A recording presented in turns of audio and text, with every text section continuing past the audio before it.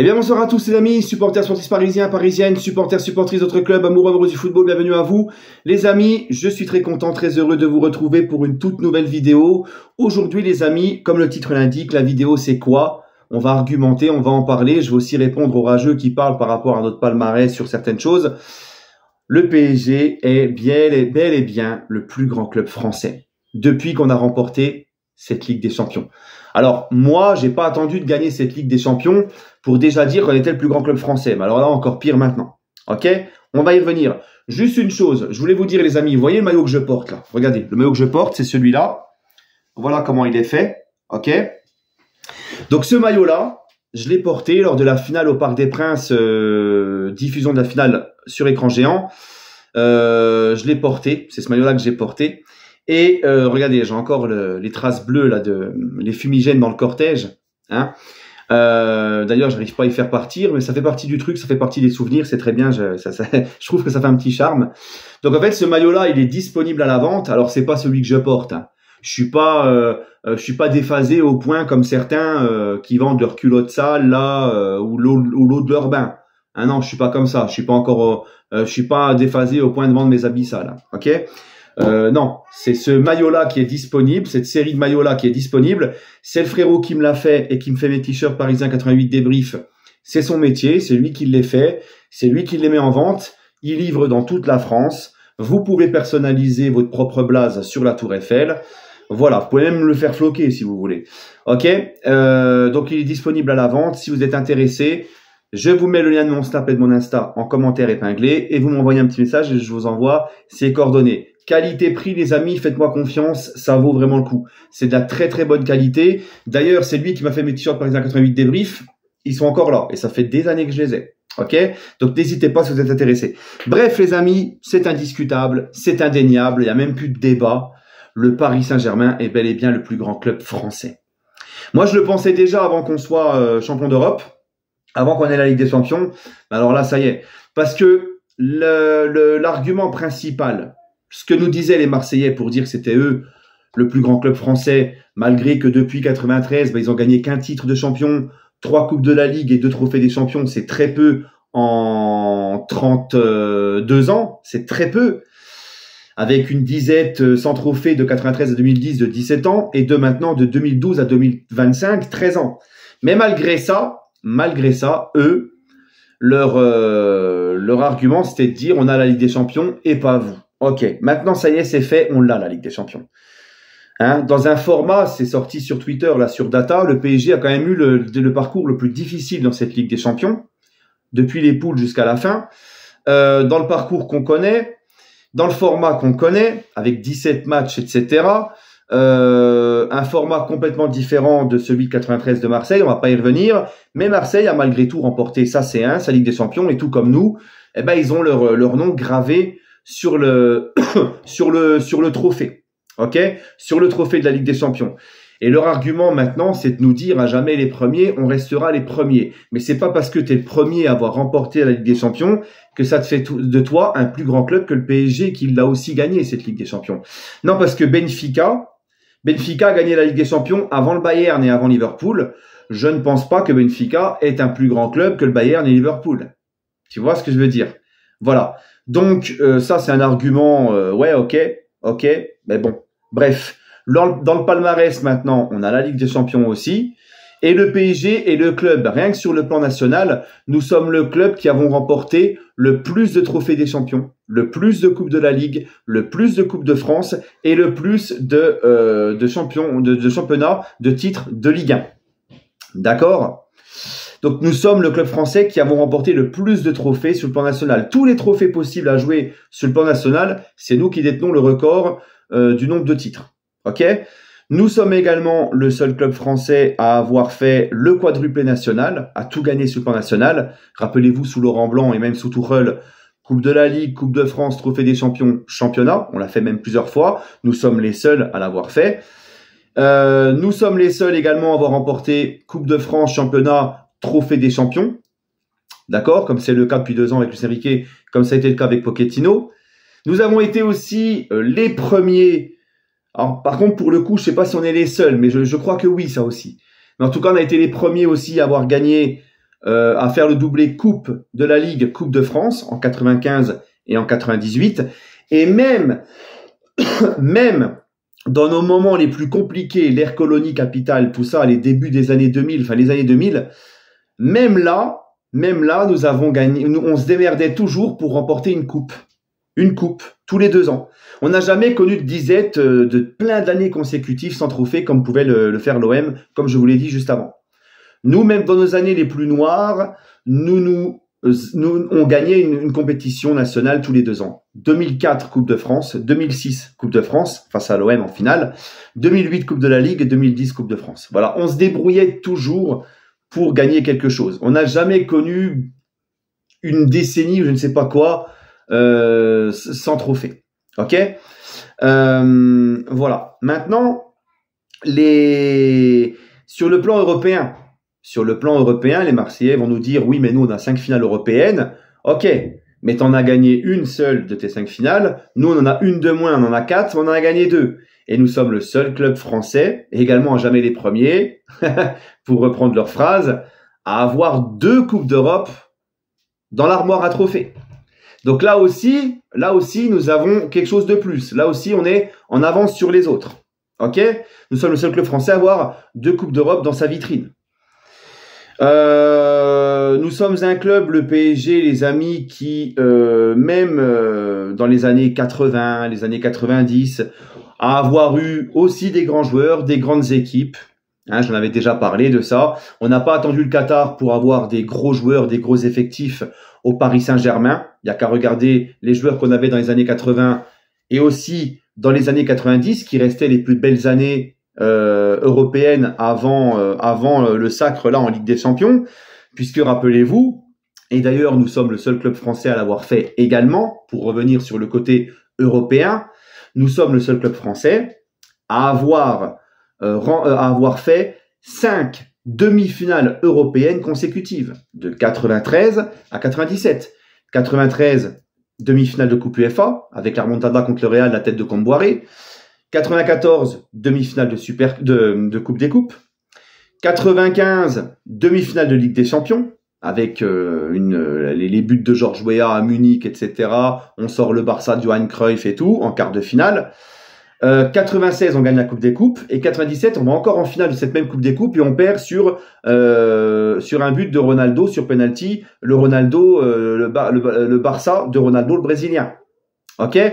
Donc, nous sommes donc le seul club à avoir fait, le seul club français, attention, français, à avoir fait 5 demi-finales européennes consécutives. Et ça, c'était bien avant les Qataris. Tu vois ? Donc, en fait, quand tu mélanges tout, quand tu prends tout, c'est indiscutable, c'est indéniable, il n'y a même plus débat, nous sommes le plus grand club français, sachant qu'on est un jeune club créé en 1970 seulement. Donc on a le plus grand nombre de trophées au palmarès, sur le plan national et de très loin, et on a le plus grand nombre de trophées européens au palmarès également. On va peut-être même pouvoir en ajouter une 3e si on gagne la Super Coupe d'Europe contre Tottenham. Ok ? Voilà. Côté supporter, même si on a eu un coup de moins bien après le plan Le Prou parce qu'il n'y avait plus d'ultra, même si c'est vrai que l'ambiance, vu qu'il n'y a plus d'ultra à Boulogne, l'ambiance ce n'est plus autant qu'avant, que le parc des années 2000 ou 90, c'est sûr, parce qu'il n'y a plus que des ultras du côté d'Auteuil et plus maintenant à Boulogne. Mais il y a quand même une très belle ambiance au parc, on l'a vu les soirs des gros matchs, et puis surtout à l'extérieur en Ligue des Champions. Là, on a encore choqué beaucoup de monde, on a éteint tous les stades cette saison en Ligue des Champions, les ultras ont été extraordinaires, il n'y a qu'à juste à voir en finale encore ce qu'ils ont fait, comment ils ont éteint Anfield, comment ils ont éteint le stade à Arsenal, c'est incroyable, vraiment c'est incroyable, les tifos qui ont fait les tours du monde sur plusieurs années, les tifos des BZ, le Free Palestine et plein d'autres tifos et j'en passe, franchement les gars, c'est incroyable. Donc même en termes de...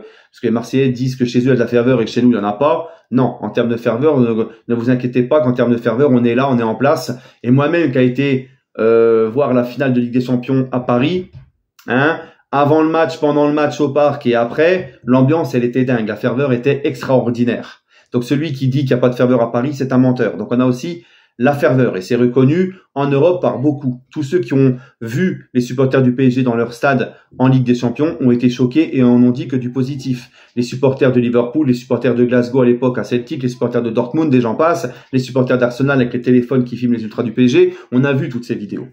Voilà. Donc tout ça fait tout ça cumulé fait qu'on est le plus grand club français. On est aussi le club français le plus suivi dans le monde maintenant. C'est indéniable aussi. Il n'y a même pas de débat. Sur tous les continents, nous sommes le club français le plus suivi dans le monde, le plus supporté dans le monde. Ok. Nous sommes aussi le seul club français à avoir sa boutique à New York et à Los Angeles. Donc ça en dit beaucoup, ça en dit long. Alors ça, c'est pas trop le côté sportif, c'est le côté marketing, mais c'est à prendre quand même en compte. Mais de toute façon, même si tu prends que le côté sportif, comme je te l'ai dit, avec tout ce qu'on a au palmarès maintenant, rien que là, le débat, il est terminé. Maintenant, les amis, ceux qui vont nous dire, ouais, bah merci le Qatar, merci le pognon, encore une fois, je le dis et je me répète, mais en fait, il n'y a aucun club, surtout dans le football de maintenant, surtout dans le football des dernières années, il n'y a aucun club qui a remporté la Ligue des Champions sans avoir du pognon. Le Real a du fric. Chelsea, avec Tuchel, quand ils la gagnent, ils ont dépensé des sommes colossales depuis longtemps. Ils ont un gros budget. Manchester City, énorme budget. Liverpool en 2019, énorme budget. Le Bayern en 2020, c'est une équipe qui a un très gros budget, un des plus gros budgets d'Europe, le plus gros budget d'Allemagne. D'ailleurs, quand tu prends l'histoire du football, tous les gros palmarès de chaque pays, ça a toujours été les clubs les plus riches. Donc ceux qui viennent nous dire merci le budget, merci l'argent, bah ouais, en fait c'est le football. C'est le football, c'est comme ça. Alors quand on ne gagnait pas la Ligue des Champions, quand on se ramassait en Ligue des Champions, ces mêmes personnes nous disaient ouais, vous avez vu, hein, l'argent ne fait pas tout, il suffit pas d'avoir de l'oseille, il faut aussi bien faire les choses, bien recruter, être un vrai club avec une âme, une structure, etc., etc. Et vous faites n'importe quoi et malgré votre pognon, vous n'atteignez pas vos objectifs. Maintenant que justement, et c'était vrai ce qu'il disait, parce que moi-même je le disais, le pognon ça suffit pas, il faut aussi bien travailler avec ton pognon.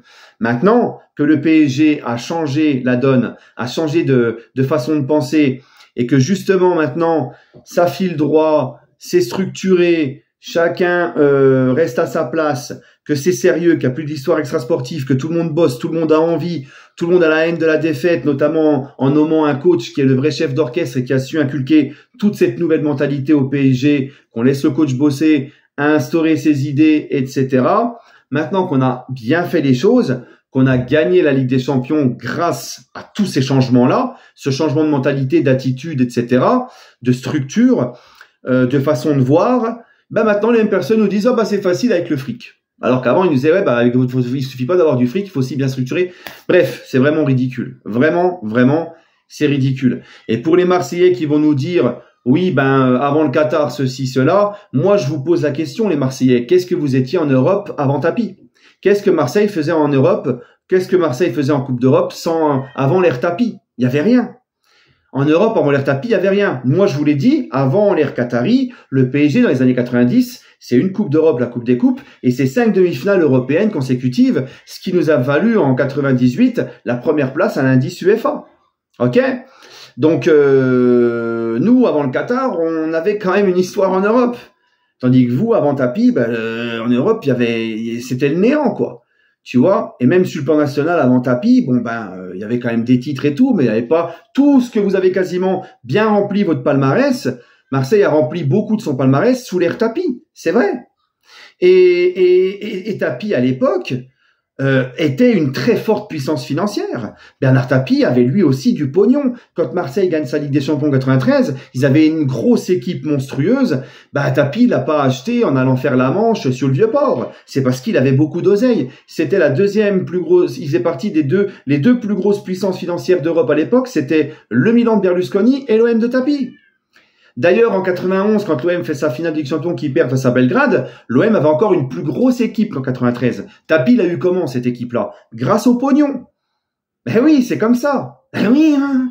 Eh oui, hein. Et la plus grosse partie de l'histoire, la plus importante de l'OM, c'est l'ère Tapie, et Tapie avait beaucoup de pognon. Alors c'est sûr qu'il dépensait pas autant que le PSG, c'était pas le même marché,